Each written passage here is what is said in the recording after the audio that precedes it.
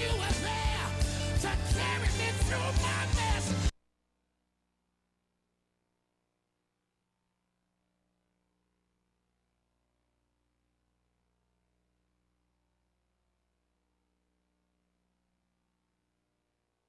Never had it so.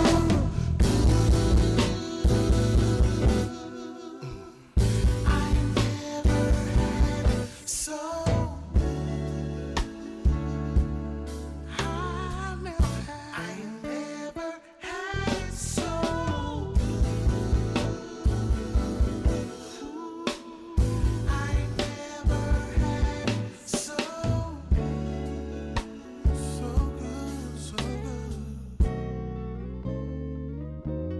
Whoa. Time and time made me see the endless possibility of just if I let go, give you keys to open doors for love they only open for, but you giving me so much more. Yeah, I never had it so.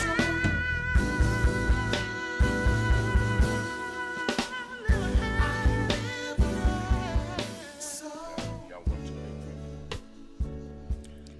All right, you have been listening to the incomparable, amazing, extraordinary Mr. Mario Corbino, who is in the house on Verbal Gumbo on air this evening.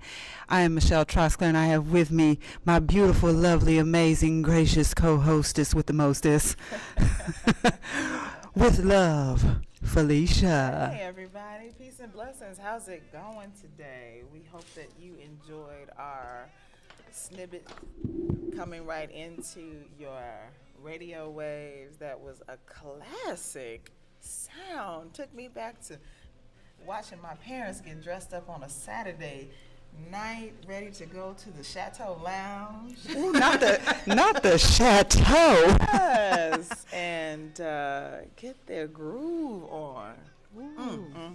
That was what, 1975. Come on now, come on. Mario, right. Mario. Tell us and all of our radio listeners a little bit about this cut that you just played for us right now.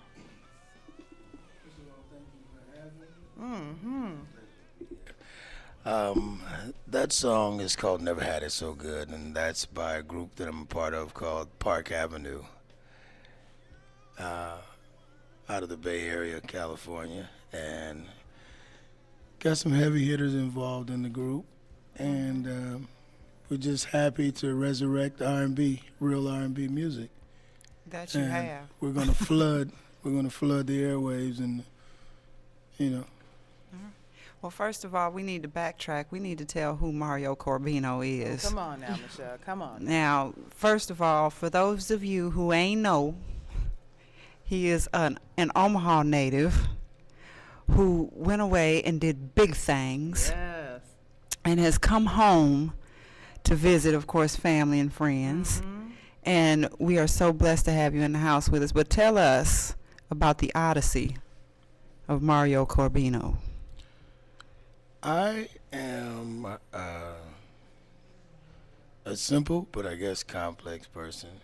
I love people, and I'm a seeker of truth, and I think that's where I mesh with you guys.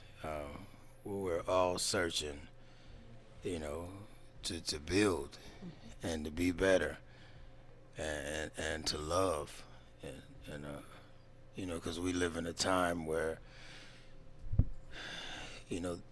people have lost the compassion for the fellow man, just for life. Everything's fast food.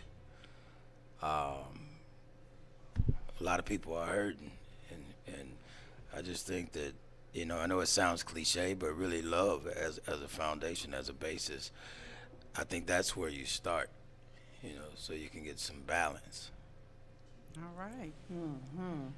I think for those who are listening who don't know who Mario Corbino is, in terms of your music, and your artistry. Kind of give us a little history. Give us a history lesson. Um, Yes. okay. I started out at the North Omaha Boys Club. Well, let me backtrack. Okay. My dad, Mel Corbino, who's from the East Coast, brought a group through Omaha years ago called Pyramid, 13-piece band, and they had a big sound like Earth, Wind, and Fire. And my mom housed and fed these guys for like 4 or 5 months while they came from the East Coast and played here in Omaha and built a following, and they later moved on to LA, and the rest, as they say, is history, because a lot of them have went out and done really, really big things. They used to play a club in LA called Sold Out on Sunset and Wilcox, and Verdine White from Earth, Wind, and Fire was in the process of signing the group, but he already had a group called Pockets that was kind of like a baby version of Earth, Wind, and Fire. So it kind of left. Pyramid was the name of my dad's group, Pyrmyd, and they used to play Allen Showcase. That was the home base when they came in from the East Coast. So in my basement at home, well, you know what? I'm sorry. It starts even before that. My father was an intricate part in the TV show, the local TV show Black on Black. Okay. And so I used to see my dad on TV. And I used to go to the KMTV rehearsals. I remember as a kid meeting Dr. Sanguinary and being scared. Oh my My dad goodness. introduced me to him. And so I would go on the set and I would watch, you know, my godfathers and goduncles, Roy Givens,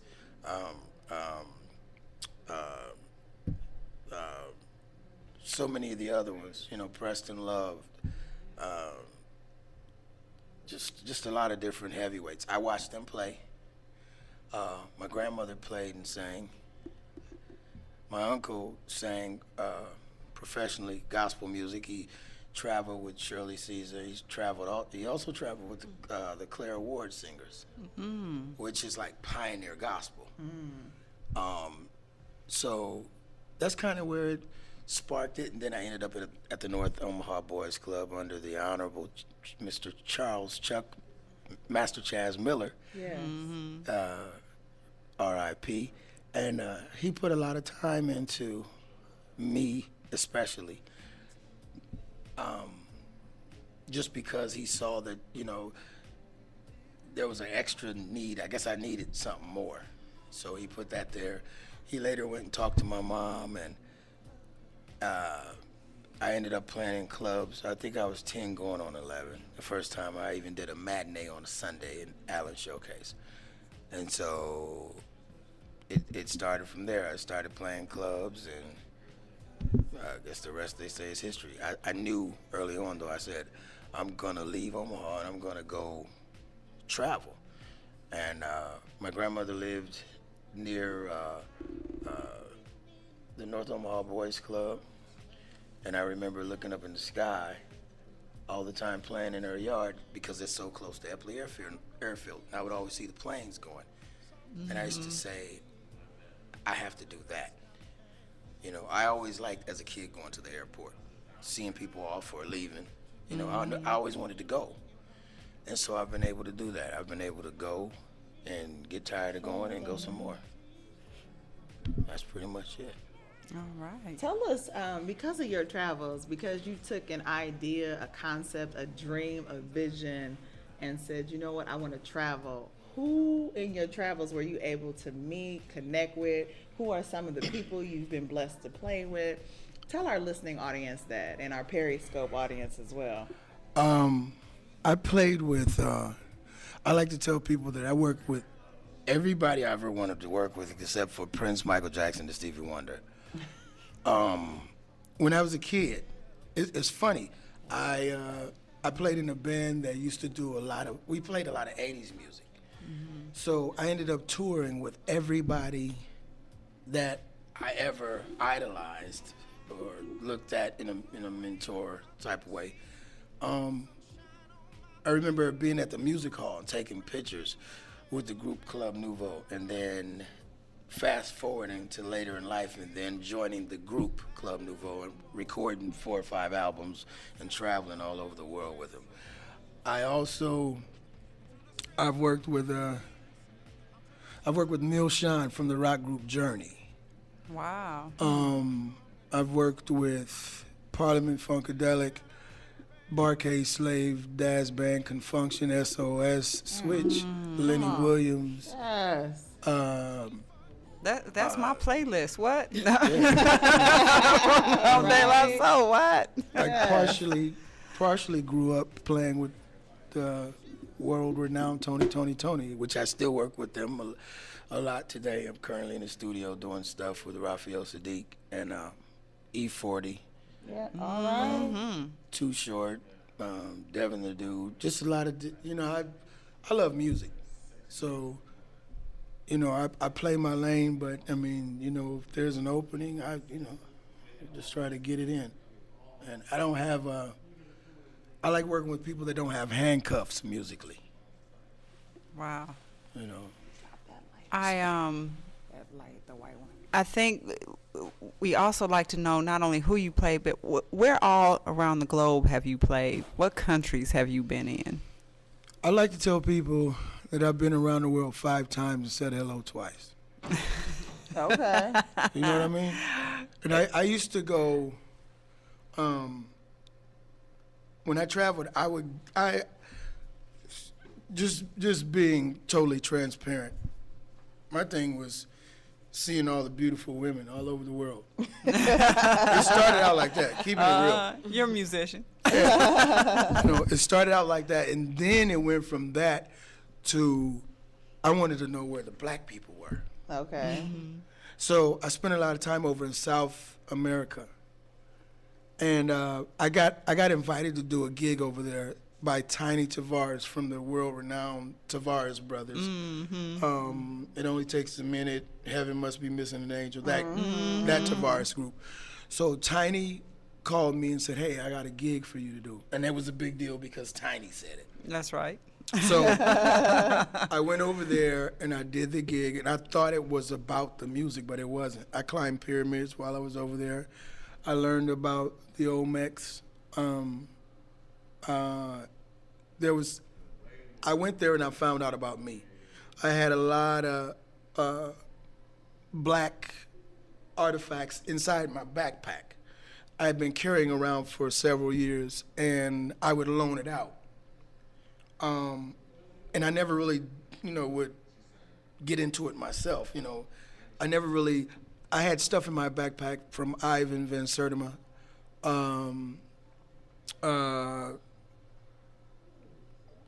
John Henry Clark, just a lot of different people. And so like 78% of the stuff that I had in my backpack that I was never really looking at, when I got to South America, I was less than an hour from where I could go physically see it. So then it started freaking me out. And I remember my brother called me and said, man, I was talking to Uncle Bobby, and he said that Grandpa's dad was from India. So my thing is, I'm making a joke. Black people always want to be something else, So I got off the phone and I opened up a yellow book by J.A. Rogers, 101 Amazing Facts About the Negro. And when I opened up the book, the page was Negroes in India. So it immediately gave me chills. It's like asking the universe or asking God or whatever you choose to call whatever you call the omnipresent force in the universe. Like, what's this, what's that? It's like I was just getting all these answers slammed at me, and I had what's called a genetic explosion. It's like stuff you don't realize that until you're talking to people. And I would read books. I would read really, really thick books, and it would only take me like 3 days, which before would take me like 2-3 months. So I was like, something is going on with me. Absorbing knowledge. You know what I mean? And so then I got into dealing with what was going on in the economy. Yeah.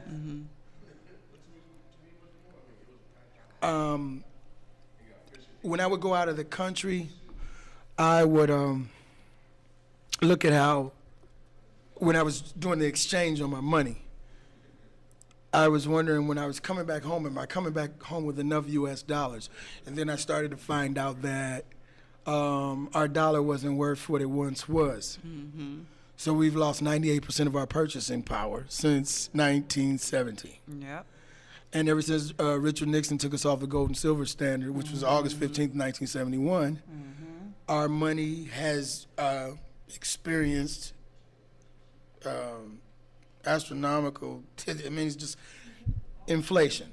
And we're in the process of what's called a global currency reset, where the banking system is changing all over the world. And you know, it starts out about the music, but the music just seems to be a vehicle to get you somewhere else that you're supposed to be. But then you'll still get back to the music, because my thing was, recently I got into precious metals, and I show people how to save money in currency grade gold. Because gold is real money. And paper currency is just that, it's just paper currency. And I said to myself, well, I'll stop playing music for a little while. I didn't say it. I guess subconsciously I said it, because that's what happened. I didn't turn on any equipment. I didn't do any recording. I just said, you know what, let me learn what's going on in our economy. And so I have a bittersweet relationship with Omaha. I've been homeless here. So I know what it's like to feel a certain way about, you know, life works, so on and so forth.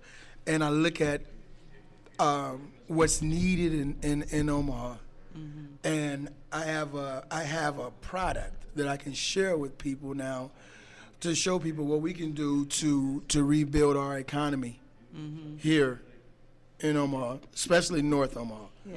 And not necessarily have to wait on you know, grants or other type of assistance. We have a product, which is currency grade gold, that we can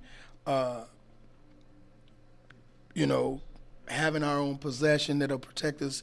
You know, it'll protect you. It's like a hedge of protection against inflation and interest rates. And a lot of people don't realize that gold is real money. And I'm not talking about gold as commodities that you wear around your neck, wrist, or finger. I'm talking about currency grade gold, and which is LBMA certified, which means the London Bullion Market Association. Within that, to say or signature on it basically means that this is good delivery gold. You can use it to settle debt or exchange it for goods and services. And there's just a lot going on. So that's another reason why I'm here. I'm going to be doing some presentations, and I just, you know, just trying to wake up the community, because see, the banks make money off of your savings account, not your checking. And a couple years ago, we had the Dodd-Frank Act was passed, which basically meant that they were going to bail in the banks. So when you put your money in a savings account, in your bank account, period, you no longer own your money. Once it's in there, you are an unsecured creditor. You're a lender of last resort. So which basically means that you are the last one to get paid in the event of a breakdown, meltdown, or whatever. So your only real protection is to have currency grade gold. You have gold ATMs all over the country popping up. We have more cash for gold places. Yes, we do. Than I never seen it as a kid. You know, so you have to really think about it. Why would the cowboy come on TV with the cowboy hat? Hey, I'm Billy Bob. Bring in your gold, and I'm gonna give you cash. Why would you give me cash for my gold? What should I be holding on to this gold? Why is it so important to you? What do you know that I don't know? So that's my story. I'm sticking to it. All right. I think, and I'm going to put you on the spot here, Mario.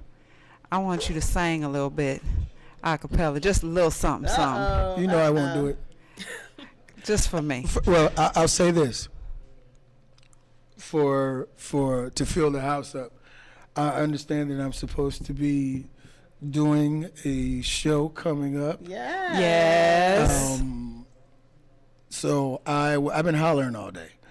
So I won't sing right now, but I will be You doing won't even the show. hum a few bars of nothing for You know me. what? It hasn't even been announced yet, but let's go ahead and announce it. You will be doing a show. Do you know the date? It's the 27th of November for the Love Down Below. Yeah. I'm going to add this since we can't get you to sing a little bit. For those of you who have never seen Mario Corbino perform, you know not what you have missed. This man puts on a show, and I will never forget, it was, I believe, not this past Native Omaha Days. What was it? A couple years back? It was a couple years. That was the show that he wore white. Yes. When I tell you that man sang for 5 hours straight, put on a 5-hour show, I mean just that 2 nights in a row. So if you all want to see an entertainer, one of the best entertainers, especially one that come out of Omaha, come see Mario Corbino at the Love Down Below. Love Down Below. That's right. November 27th. That's when all the family and your friends will be in town. Bring your boo, bring your bae, bring your lover, because it is going down. That's what I'm afraid of. No. Woo. Well, I have to say, besides the incomparable Mario Corbino, we have the beautiful, the lovely songstress, poetress, Shakura Huggins in the house with us this evening. Yes, we do. Hey, what's going on? And let me backtrack. First of all, and because I put this out on Facebook, some of the accolades, but I'm sure I don't have them all. First of all, she's one of the Wordsmiths, one of the original founding members of the Wordsmiths. She is also a National Slam Team poet. How many years in a row? I did a couple. I did nationals in 2013 and Women of the World in 2010. All right. And what all do you do with Camp Bellows Studios? Well, I was working with students doing some mentoring. Right now, I've been doing some coaching with, in the past few years, I've been doing coaching with Louder Than a Bomb, and just doing some slam poetry coaching with their youth there. So. All right. So we going, since we gave all of the, I guess, resume, the artist vitae. Right. The vitae. The vitae. We need to backtrack a little bit and talk about Shakura Huggins, the poetress. Mm-hmm. How did she get her start in spoken word poetry? Okay. Probably backtrack to about 2006. Was kind of coming straight out of high school. Always been a writer. Always been kind of jotting things down a lot. And so somehow I ended up connecting with several poets, a group of poets.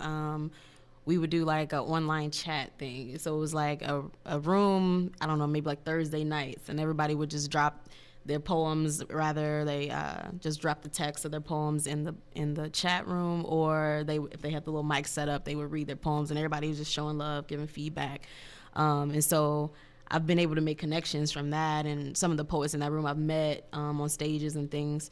And it was just really cool to get, feedback from people and just kind of be vulnerable with your art and put it out there. And so started doing that, and then also started to tap into the local scene. So started to go to slam, started to go to Poetry in Motion at Love's Jazz, Mm-hmm. and just meet people and meet poets, and just started working in the community with different people and doing events and things like that. So. All right. How'd you get into slam poetry? Yeah. Slam poetry. Probably, like I said, after I was kind of online, just kind of connecting with people in different states, different countries. Just wanted to tap into the local scene, and so I ended up just going to a slam. I don't know how I heard about it. Actually, I think there was a workshop at my high school that Matt Mason had brought. So that's probably how I heard about where slam happened in Omaha, and I went a couple times, checked it out. I don't know, just thought maybe I might give it a try. I don't know. I like the energy, and I've been watching a lot of videos and stuff like that, so yeah. Go ahead. Oh, okay. I don't want to for feel it. like I'm monopolizing No, it's Shakura. all good. It's all good. videotaping. All right. Well, I guess my next question, regarding the wordsmiths and verbal gumbo and all of that, because there's been this. You kind of told where you started, and I know that you and I kind of got together through Poetry in Motion. That's when I saw you were calling yourself Product. Yep. And spelled PRAHDUCT. Yeah. And she kind of got her start over there with me and the Wordsmiths at that time. And just some brief history: the Wordsmiths was born out of Love's Jazz and Art Center. It was the L. Jack Wordsmiths, and the open mic there, which was Poetry in Motion. There were several poets that were coming on a regular basis who really had shown top skill, and Ms. Huggins, aka Product, was one of them. And I mean, she brought it every single third Thursday of the month. Yeah, absolutely. And I remember, I think you and I had a conversation about forming a group. At that time, I think I was volunteering, if I'm not mistaken. Right. Yeah. We were able to get on with Humanities Nebraska at the time. And anyway, she is one of the first people that we spoke with about joining the group. So that should tell you her skill level. Even at her age, I think you were the baby of the group. In some respects, still am. Yeah, well, now we got a couple of others younger than you now. That's true. Yeah, you're no longer the baby. But while we have you here, we are hoping you can do a little piece for us. No, absolutely. Or two, if you should feel so inclined. Okay. Right. For those of y'all who don't know, is Product can also sing a little taste. You can. And Bless us. we ready. Okay. Well, I'll do a piece that incorporates some singing too. This is called All I Need. Ah, yes. All I need is a cup of poetry. Put it on the rocks, add some sugar, make it sweet. I like my prose rich, so add me some cream. Stir it on up and serve it to me. 'Cause me is my poetry and my poetry is me. I bleed prose as my eyes fill with salty stanzas, better known as run-on sentences that run on down my cheeks in order to meet my lips that soon direct them to my tongue, and they fly. They fly like lightning bugs, while some choose to swat and slap them on out the door. You see, others grab a jar, saving it for later, poke some holes, let me breathe, 'cause all I need is a bowl of poetry. Add a little salt and cayenne for some sting. I like my prose rich, so add me some beans. Stir it on up and serve it to me.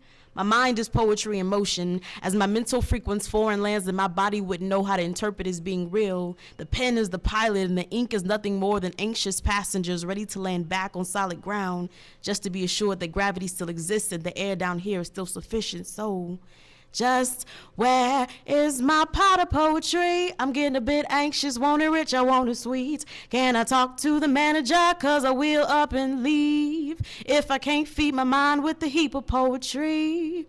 Poetry that has me. Wishing I shook hands with Langston and shared lines with Hurston in the heart of Harlem with Cullen rehearsing, immersing in his verse until my pen starts bursting, writing so much till the paper starts cursing, 'cause all I need is a bit of poetry at a table set for two, maybe even three, maybe even three, maybe even. Thank you. Ooh, my girl. Yes. Come on, Clue. Yes. Come on, Periscope. I see those hearts. Yes. Well, my next question is, of course, about the work itself. Yes, We it is. indeed. The source, the inspiration behind some of the stuff that you put to paper, put to microphone, and all of that. Where does that come from? I think for me, it's just being in love with the creation process. So being able to take a single word and accompany them with other words and it becomes something, I've always been intrigued by that. So whether it's taking words, making a poem, rather it's taking paint, making it a composition of some sort. It always starts with just that one stroke, or taking, like, I do graphic design too, so taking an idea and then making it something that's in your hands. Yes. I think that's been something that I've always just kind of been intrigued with, and also come from a family that's really I have a singing family. So, Yes, you do. Right. Yes, yes. So I've always kind of been around some form of like just having love for the voice, a cappella singing, the voice as an instrument. It's always been inspiring to me. So The material you choose to write about, mm-hmm. because you have some very powerful pieces in your repertoire. Mm-hmm. Is there anything, is it just something in the news that sparks, what sparks that piece that makes you want to write about specific subject matter? Yes. I think it's just things that move me to, and also just connect other people around that piece. So finding something, I really like to tap into the idea of like nostalgia and like memory, and how like one single experience can bring a lot of people together. Like, oh, you know, that happened to me too, or I can relate to you based on something that maybe our families do alike. And so I think when I'm choosing material, it's always just something that sticks out to me, something that connects people. So that's kind of, and sometimes there's things going on in the news, sometimes it's more or less just things you see every day. I think that's more profound to me sometimes than what you hear in the headlines. So I agree. I definitely agree. Do you have any, I'm going to chime in here. Do you have any rituals or routines that you tap into when it comes to the creative process? I think sometimes incorporating that song piece helps me write poetry. So a lot of times I'll come up with a hook, and sometimes I'll use it in the piece, sometimes I won't. But just trying to create a melody or try to figure out what the piece sounds like sometimes before I even get words to it. But yeah, I don't know. It just comes different ways. It just depends. I think when I wrote stuff like All I Need, a Cup of Poetry, that's when I was just like excited about poetry, and it's kind of like my ode to poetry, you know. So I was seeing people write like, wow, you know, really inspired by what, and I think people always inspire me to write, at the very least, if nothing else, just to support them. Sometimes I have a block where I can't write, but at the end of the day, I'm like, I need to support what they're doing. So yeah. Well, one of your pieces that you do that I know I've heard from outside sources has touched them the most is Little Brown Girl. Yeah, Little Brown Girls is and I was thinking of that too. Yeah, I would love for you to do that, and because I know Mario probably has not heard Little Brown Girl. Yeah, Little Brown Girls. We're getting ready to rock it for Little Brown Girls. Black Girls Rock. This one is for y'all. For sure. Okay. Little brown girl, you are beautiful. Just in case someone forgot to whisper it in your ear or shout it out loud and clear, I'm telling you right now. Let the words move you all the time. Man, I haven't done Little Brown Girl in a while. That's so. all It's right. all right. It's It's all right. Take your time, All right. baby. Come on now. All right, let's see. Yes, Essence. Come on. Let the words move you every time you feel like quitting, little brown girl. Embrace everything that all of you has to offer. You are your mother's daughter, and she's a queen rightfully, so that makes you nothing less than royalty. Take your crown. Get back up on your throne. Take all of the lies that people hold you responsible to live out and erase them. Gone. Show yourself that you love you. So when someone else tries, you'll know how to separate the real from the fake. Learn yourself. Take time out to get in tune. Know that you are all of that and a pack of Kool-Aid, and it's all right to feel this way. Yeah. Just as long as you don't have to take someone else's pack of Kool-Aid away to validate little brown girl. Know that you are phenomenal, and Dr. Angelo's pen had you in mind. Yeah. Know that you are the rightful owner of your own mind, so only share you with those who will respect you. Yeah. Only share you with those who will protect you, little brown girl. Love every crevice of the skin that you are in. From your cocoa rich produced by melanin to that dimple that makes special appearances when you grin, to those almond shaped windows to your soul, to that coiled conversation that flows from your temple, to the potential of your mental, to those curves that were handcrafted and made in heaven, to the seventh day of resting because my God put in work. Little brown girl, never water down your substance to make it easier for anyone to digest. You see.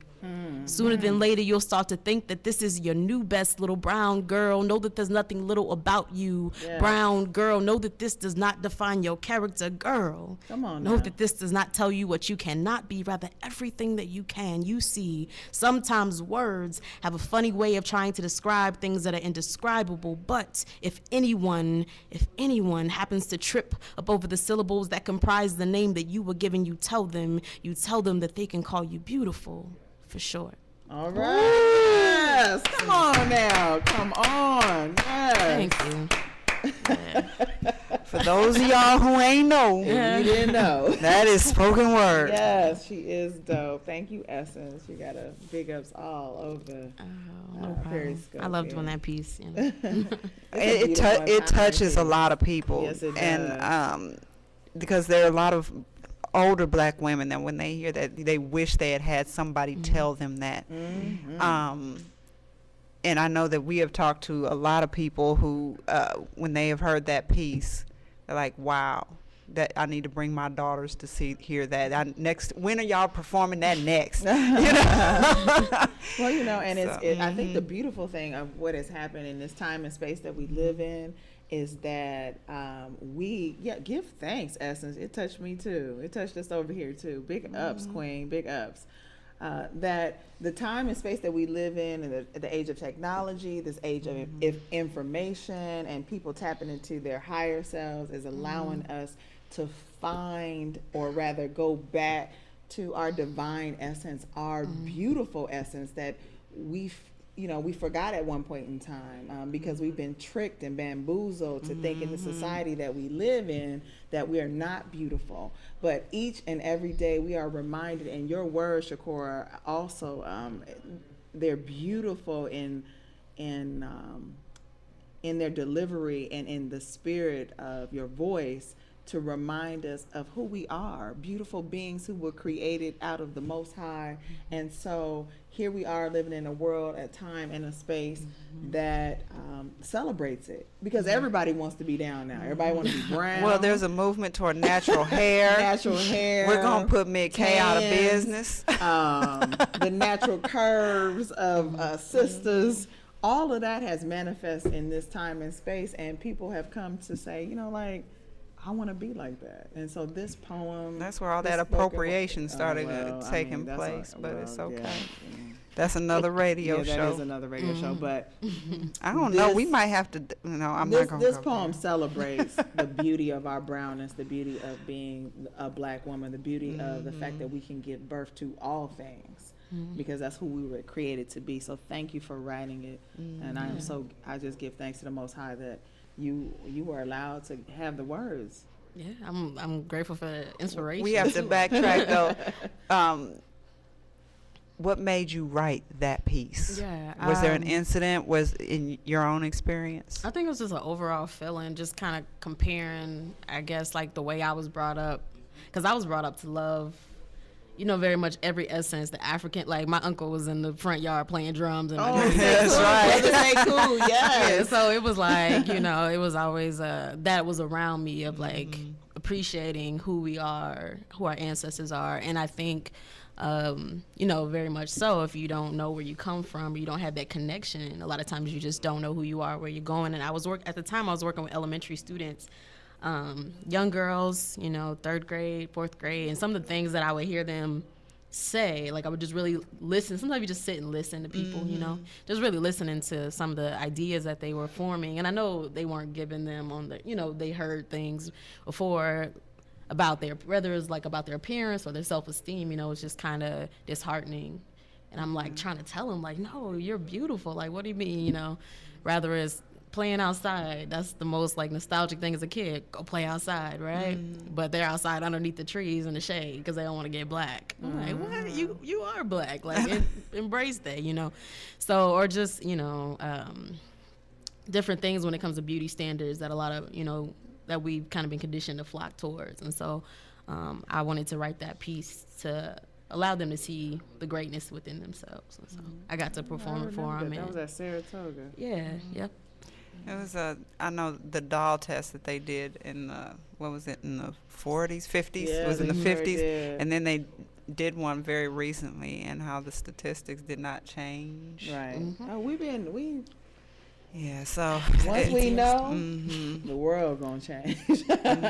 Oh yeah. Yeah, I've been saying once you know a thing, you can't unknow it. You sure can. And so I think that the job of the spoken word artist, and well, artists in any genre, is to shine lights in dark places, and you have done that with the work that you have done. That's not your only powerful piece, trust and believe. And if we had another hour show, we'd probably feature you to do several more pieces. But I think we also need to know what the future holds for Shakura Huggins. So where's your writing going from here? What are your plans for? Yeah. Right now I've kind of been taking a little break from writing to do things like coach, and right now I'm not coaching at the moment, but collaboratively I want to, like, I know right now working with the wordsmiths, just want to push that to the limit and just see what else we can create, just because we have so much talent coming to sit at one table. I think really just challenge myself. Sometimes some people call it writing on the other side of the wall,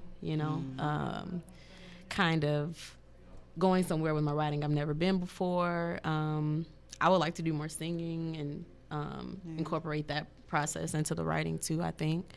But yeah, I think collaboration is really just where I want to go, and then just continuing to write about those things that people can relate to. There anybody out there that you'd like to collaborate with, that you want to drop that seed right here on Verbal Gumbo on air radio? Well, I know one person I do want to collaborate is my brother, and that's just because I know he's been doing music more so lately, being more. And we've got some video of you and your brother. Yeah. At an evening with. Yeah, that was a good time. So I would love to do more things with him, and even just there's a ton of talent in Omaha. From that show, I got to connect and collaborate with CJ Mills and just people who have a wealth of talent. And so, but even outside of Omaha, there's some poets out there. Yeah. So are you looking at possibly leaving Omaha? Are you going to leave us anytime soon? Maybe within the next 3 or 4 years, So I'll still be around, but we'll see. You know, never once know. a wordsmith, always a wordsmith. Oh yeah, for no sure. matter where for you sure. go. Yeah, spread my wings a little bit though. I think it's important to go other places, and that might also change the way I write or challenge the way that I write, I think. So. Okay. Yeah. So we can't catch Shakura Huggins at any specific show in the near future. However, I do know that we'll be performing as the Wordsmiths at the College of St. Mary's for the tribute to Reverend Dr. Martin Luther King Jr. On January 18th. And so if you would like to see Ms. Huggins do her thing, she will be present and accounted for. So we'll be sending out more information on that. But any other performances coming up that we don't know about? No, not at the moment. Right now, just really, I think focusing on design and art too, just because those are two of my other passions, and so been doing a lot of graphic work, and then also just like a rebrand process for myself, and so hopefully at the top of the year that'll be coming out, like a total rebrand package that kind of just has a common space online presence where you can come and find, whether it's video footage or tracks, as well as design portfolios and art and things like that. So all right. Well, we are so thankful to have you in the house with us, and usually we have an edutainment section where we discuss something that's going on in the world. Absolutely, we usually do that. What's pressing today for I you? think what's pressing to me is what went on in Missouri. Oh yeah. How With the football team? Yes, yes, and how the young man who was the head of the student body council president went on a hunger strike in order to get the president of the university to resign because he was not addressing racial bias and discriminatory actions in an appropriate manner. And that young brother, I guess, graduated from Central High School here in Omaha, Nebraska. So big ups, Omaha in the house. Yeah, Omaha in the house, making change. Come on, when you come from the space where the great Malcolm X was born, you can transform anything. That's right. That's who we are. We are from that One seed. man can So change the world. We have the ability to change and transform all things. And through that one young man's quest, he got the football Yes, he team did. behind him. And we all know that, you know, once you start messing with the green Or the gold. or the gold, things tend to change Come on quickly. now. And the president of the university did resign today. Now, what the future holds for that particular university, we're not sure. We don't know who's going to be put in his place, but they have put whoever they put in place on notice. The power that we hold as people who support the university is strong. Well, you know And what? you have to take our issues into account. You Right. have to do better. So I was proud of those young brothers. Absolutely. Mhm. And I think for me, and I'm sorry, I was trying to interject, so I Oh, no, go apologize for that. Oh, no, go ahead. I think there is a lesson in that experience, and the lesson is if they can do it on such a level at the university, just think of collectively what we could do to shift the paradigm collectively. So there's something to be said That's right. about the power of the people. And I do have to say this as well. That head coach stood behind his players and went arm in arm with them. That there were a lot of white allies who stood arm in arm with these young brothers and sisters who walked out of classes and things in support of this particular issue. And so big ups to them too, because that takes a lot of courage. So we are extremely thankful. And yes, on the bigger level, because I likened this to what happened in the NBA when that owner went a little bonkers and said some things he probably shouldn't have said. And the fear that all of those African American players were going to throw their jerseys down on the court and walk off. Come on now. Come on. We realized in that moment exactly how much power we do possess in this country. They would like us to think that we don't, but we are masters of making change, and we've shown that for decades. And so when Absolutely. we collectively come together and work toward a common goal, and we stand in one voice, there's not too much that we cannot do. And so I just want to congratulate those young people. They proved a lot of our elders wrong, who are talking about these young folks aren't doing nothing but playing video games and staying on Facebook. They're using Facebook and Instagram and Twitter to do some good things. They are getting information out. Yes. And it's one of the best ways I see that they are using their internetosphere in order to make change. And they got a whole country behind them in less than a week. Well, I mean, and there's power. There's power in technology. It's a matter of finding balance. You know, we can use it to have fun. We can use it to connect with our friends, our families. That boo that you've been checking out on that other page, that's beautiful. I mean, because that's real. Let's That's some go ahead real and keep it real. You know what I mean? Like, that's true. And the wonderful thing about it is, not only are we like reaching out to our family members, but we have international reach now. You know, with the power of technology. And so the balance is, okay, so I can have fun, but can I also work for the greatest good while I'm using technology? And yes, you can. So I don't want to knock the young people for doing things that they enjoy. And I'm not saying that you're saying that. No, they are You know, as doing we great talk about things the with it. elders, you know, saying, oh my God, because, you know, sometimes you're like, what did you post? You don't need to post everything. Now, I don't support that. No. People should there's know some everything that you got things, going on. But the power of the word, the power of the picture has allowed us to Smartphone be, video. right, connected in such a way that we can affect change. And change was done. And you're right, it's global. The world is watching. It is. The They whole are world is seeing watching. how our country, who has gone around the world telling other governments how to treat their citizenry, they're seeing how they're treating their own. And they're going to have to make some significant changes. Did you all want to chime in on that? Yeah, because we are just chatting. We're down to 5 minutes, but definitely if you have something to say, please do. I feel like there was something that I think you posted the other day. Oh, on about the Facebook. trillions of dollars. I already know where you're going. and I don't want to wrap this and have this sound like a shameless plug, coming full circle about the gold. We have the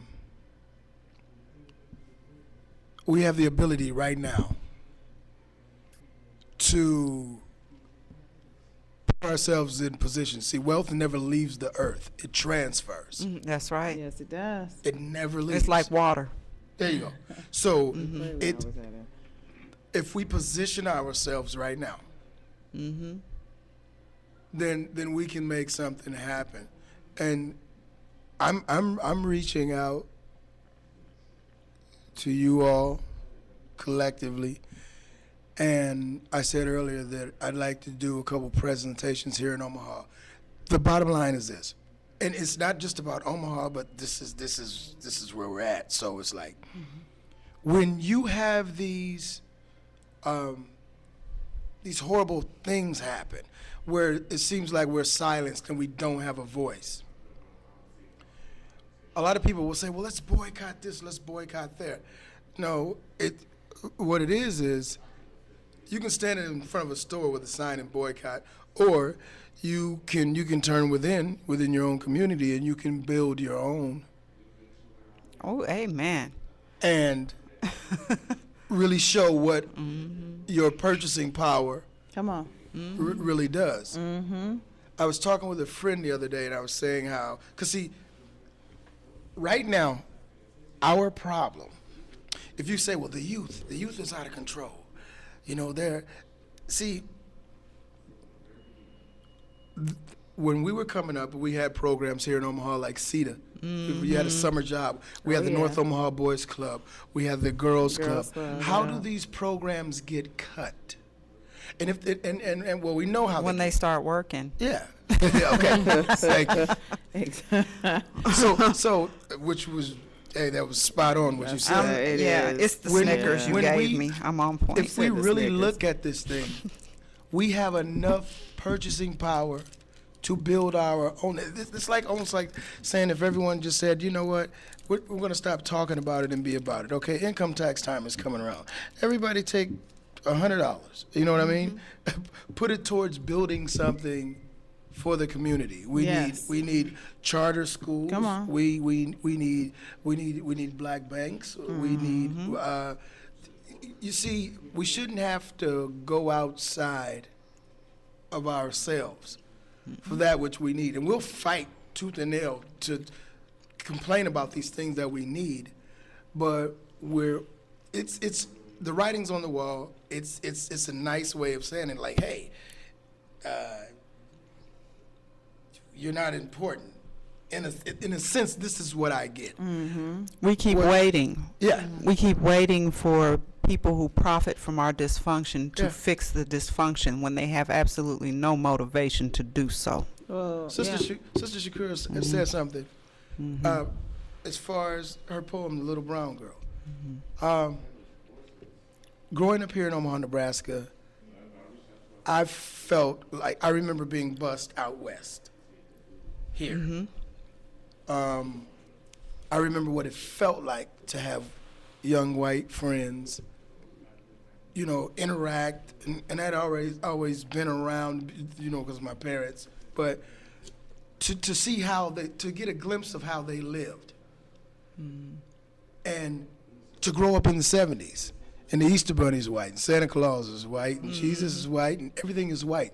So then your self-worth is challenged, and then you get these textbooks in school that Speak on it. program you. Right. They don't celebrate you. No. Most of the time they completely exclude you. Yeah, so I had to unlearn these things, and so to listen to Sister Shakura's poem, it did something to me because I was color struck for years, And I had to leave Omaha and move to New York and stop eating pork and look at darker sisters and say, Yeah, that "Oh, pork, he right, is it's fine." like, that pork will jack up your vision every time. Well, we judgment to our pork eaters. No, but, you know, well, it's all a journey. It is. Come to find out. And that's what it was. Yeah. And then I had to look at my mom, who is dark, and like really look at her and like, man, how did I miss your beauty? Yeah. What did I? This place has really done a job on me. You know, the Mr. Clean commercial in the '70s. You know, like our kitchen floor don't look like that. It looks like blue, clear water. You know, you got the fresh white cabinets, blue, clear water. Everything is literally white. You know, so you have these. You get your lights turned off. And I think the biggest thing that we have to do within our community is we have to put ourselves in a position where we have stronger purchasing power to implement our own programs. If we had the money, we know what we would do with it. But now a lot of us will go out and buy new rims or a new car or a house. But then there's that. Which is a whole nother set of conditioning that's been taking place.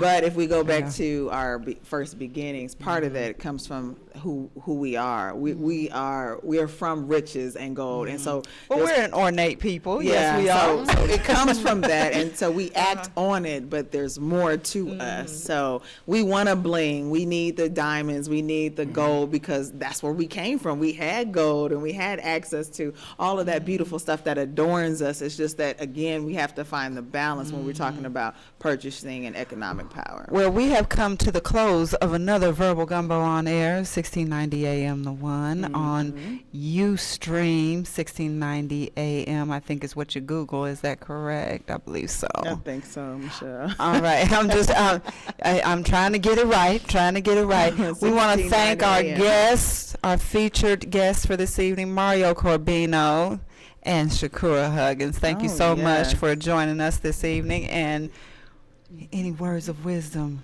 with love? I would just, well, first of all, we want to thank everybody for tuning in and supporting us, whether it was here on Ustream and or on Periscope, because we did both. We thank you because it is because of you that we're able to have this experience. And just know there is power in the word because the word manifests and you create your reality. Again, we thank you for being with us tonight. Peace.